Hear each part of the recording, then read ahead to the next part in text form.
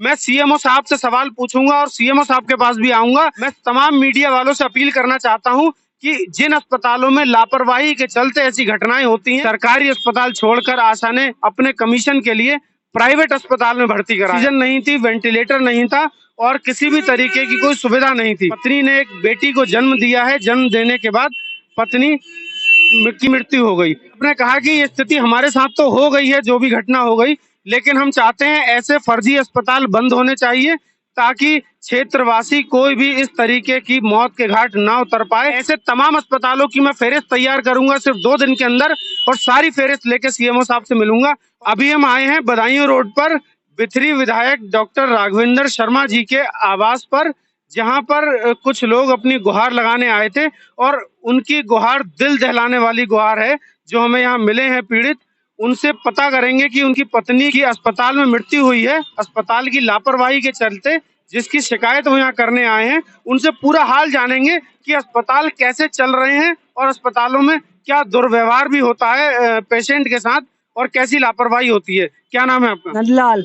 नंदलाल, क्या हुआ आपके साथ जो आप यहाँ विधायक जी के आए हैं? हम अपनी अपील करने आए थे जांच। क्या क्या घटना हुई आपके साथ? किरणपाल की मौत हो गई। किरणपाल कौन थी? हमारी पत्नी थी। आपकी पत्नी की मौत कैसे हुई है? हम पहले ले गए अब ब्लाक में, ब्लाक से कहा अल्ट्रासाउंड करा लाओ। उसके बाद आशा ने वहीं अल्ट्रासाउंड कराने के बाद वहीं एडमिट करवा दिया। कहीं इसकी गंभीर हालत है, इसे ऑपरेशन करना पड़ेगा इसका। तो बोले जच्चा बच्चा दोनों सही रहेगा और उसमें नहीं तो ऑक्सीजन थी न वेंटिलेटर, कुछ भी नहीं था। उसने कहा था कि 2000 रुपये एक्स्ट्रा पड़ेंगे जब वेंटिलेटर ऑक्सीजन लगाएंगे। तो हमने कहा था सही है, लगा देंगे, पैसे एक्स्ट्रा हम भी देंगे। उसमें कोई भी सुविधा नहीं थी। मतलब सबसे पहले आपकी पत्नी के गर्भ था, बच्चा होने को था, तो आपने सबसे पहले वहाँ संपर्क करा जो सरकारी अस्पताल था वहाँ पर सीएचसी केंद्र पे। सीएचसी केंद्र पे आपको ये बताया गया कि बच्चे की हालत जो है वो खराब है, जच्चा बच्चा की, इन्हें प्राइवेट अस्पताल में भर्ती करना पड़ेगा। हाँ। ये नहीं कहा था, ये कहा था अल्ट्रासाउंड करा के लाओ। अल्ट्रासाउंड करा के लाओ प्राइवेट अस्पताल से। हाँ? हाँ। आशा ले गई थी उसमें प्राइवेट में। आशा प्राइवेट अस्पताल में ले गई, फिर क्या हुआ? फिर आशा ले जाकर तो उसे एडमिट कर दिया था, कहीं इसका ऑपरेशन होगा। हमने कहा, बोला भी था वहीं ले चलो अल्ट्रासाउंड दिखा दे, तब बोली नहीं वहाँ मत ले जाओ ना, और ज्यादा तबीयत खराब हो जाएगी। मतलब आशा लेके गई प्राइवेट अस्पताल में अल्ट्रासाउंड के लिए, लेकिन वहाँ भर्ती कर दिया। और फिर आपने कहा कि मुझे सरकारी अस्पताल में ले जाओ, तो नहीं ले आने दिया। उन्होंने कहा यहीं बच्चा होगा प्राइवेट अस्पताल में। क्या नाम है प्राइवेट अस्पताल का? अब पलक हॉस्पिटल। पलक हॉस्पिटल किस जगह है ये? ये दोचरा के पास में है। दोचरा के पास, जिला बरेली। यही है? यही है। फिर उसके बाद जब ऑपरेशन हुआ तो क्या हुआ? और ऑपरेशन हुआ उसके बाद भी हमें करीब 2.5 घंटा लगा दिया था। अब फिर उसके कह रहे, जब पूछते थे हमने कि हमें दिखाओ तो दिखावा ही नहीं दे रहे थे। ये कह रहे थे कि भाई अभी बहुत चढ़ रही है, वो हो रहा है। पैसे लिए आपसे वहाँ कुछ? पैसे लिए थे 1500 रुपए। 1500 रुपए लिए, उसके बाद कोई पैसा लिया? और उसके बाद नहीं लिया था। अच्छा, आपको क्या लग रहा है कि आपकी पत्नी की मृत्यु क्यों हुई है? वो ऑक्सीजन नहीं थी इसलिए मृत्यु हुई इसकी। लापरवाही, डॉक्टर की आशा की सलाह थी इसमें दोनों। आशा की सलाह थी। देखिए भ्रष्टाचार इस तरह से, ये अस्पताल का कार्ड है इनका, जिस अस्पताल में इन्होंने अपनी पत्नी को भर्ती कराया था। इनका कहना यह है कि तमाम तरीके की कमीशनबाजियां चलती हैं। आशा के कमीशन के चलते हुए आशा ने सरकारी अस्पताल छोड़कर प्राइवेट अस्पताल में अपने स्वार्थ के कारण भर्ती करवाया, जहां पर ऑक्सीजन नहीं थी, वेंटिलेटर नहीं था और किसी भी तरीके की कोई सुविधा नहीं थी। वहां इनकी पत्नी को भर्ती कराया गया और पत्नी की मृत्यु हो गई। पत्नी ने एक बेटी को जन्म दिया है, जन्म देने के बाद पत्नी की मृत्यु हो गई। आपने इसकी खबर कहाँ दी? पुलिस में, थाने में, कहीं कंप्लेंट कराई है? पुलिस में भी दी, थाने में दी थी, ब्लॉक में हमने ग्रुप पे भी छोड़ा था। आपका क्या नाम है? भगवान दास। आप इनके कौन है? बड़े भाई। क्या कहाँ कंप्लेंट करी है? ये थाने में भी करी थी और ब्लॉक में भी करी थी, पुलिस वालों को भी करी थी, मीडिया वालों को भी करी थी। हाँ, किसी ने अभी तक हमारा सुना नहीं है। ऐसा करना कि ये ऐसे अस्पतालों को तो बंद हो जाना चाहिए। ऐसे सब लोग अपने आप लोगों इतनी करना है कि जिससे ऐसी गद्दारी किसी के संग में होना ना चाहिए। देखिए आपने कितनी ऐसी परिस्थिति में भी आपने कितने अच्छे विचारों को दिया हमें। आपने कहा कि ये स्थिति हमारे साथ तो हो गई है, जो भी घटना हो गई, लेकिन हम चाहते हैं ऐसे फर्जी अस्पताल बंद होने चाहिए ताकि क्षेत्रवासी कोई भी इस तरीके की मौत के घाट ना उतर पाए, किसी और के साथ इस तरीके की समस्या ना हो पाए। अब आप क्या चाहते हो सरकार से, ये बताओ।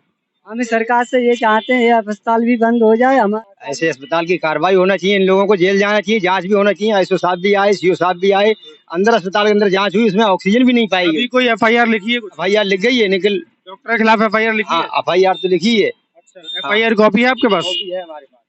देखिए सीएमओ साहब, आप भी समझ लीजिए, इस तरीके के बरेली में तमाम अस्पताल चल रहे हैं जहां पर इस तरीके से कमीशनबाजी चलती है, धांधलेबाजी चलती है, कोई कार्रवाई नहीं होती है। हम आपसे भी सवाल के जवाब मांगेंगे आप पहुंचकर कि इस तरीके के अस्पताल कैसे चल रहे हैं और इन अस्पतालों को आप कब तक बंद करेंगे। ये एफआईआर की कॉपी है जो इन्होंने दी है, इस पर एफआईआर हो चुकी है या नहीं हुई है, ये बताइए हमें। एफआईआर तो हो चुकी है। ये तो आपका प्रार्थना पत्र है जो आपने दिया है, जरा इसको दिखाइए पास से। ये प्रार्थना पत्र इन्होंने दिया है। गरीब व्यक्ति हैं, क्या करते हो आप? मजदूरी करते हैं भाई। आप मजदूरी करते हो, आपके साथ ये घटना घटी है, क्योंकि जितने भी अस्पताल चलते हैं आज बरेली क्षेत्र में वो पीआरओ के बेसिस पे चलते हैं। पीआरओ उसकी मार्केटिंग कराते हैं, तमाम क्षेत्र के लोगों को कमीशन दिया जाता है, एम्बुलेंसों को कमीशन दिया जाता है और उसके बाद व्यक्ति के साथ घटना कहीं और घटती है। एम्बुलेंस अपने कमीशन के चलते दूर अस्पताल जहां उसका कमीशन तय होता है वहां पर ले जाकर भर्ती करते हैं, तब तक मरीज जो है वो मर चुका होता है। ऐसी ही घटना इनके साथ हुई। सरकारी अस्पताल छोड़कर आशा ने अपने कमीशन के लिए प्राइवेट अस्पताल में भर्ती कराया और जहां पर कोई सुविधाएं नहीं थी। जी बताइए। जो वो आई थी घर से आके गाड़ी पे बैठी थी, उसके बाद अस्पताल में भी जाके उतर के भीतर अंदर गई, अंदर से आके फिर भी आई तो फिर भी बैठी गाड़ी पे आके बैठी है। अस्पताल को जो प्राइवेट वाले में को आई है, फिर भी गाड़ी पे आके उतर के फिर भी अस्पताल को अंदर को गई थी, अंदर से बाहर नहीं आई। मतलब कि उनकी स्थिति इतनी ठीक थी कि वो खुद ही चल फिर रही थी, खुद ही आ जा रही थी। और प्रधान जी के पास वो उनने आके चाबी दी थी, पंचायत घर की चाबी भी दी थी आके। अस्पताल के मालिक कौन है? अस्पताल के मालिक पलक है। पलक महिला है ये? हाँ, ये मालिक है अस्पताल की? नहीं, पलक दोनों हस्बैंड वाइफ दोनों मालिक हैं। Palak B K Palak child maternity and advance trauma centre, ये अस्पताल है।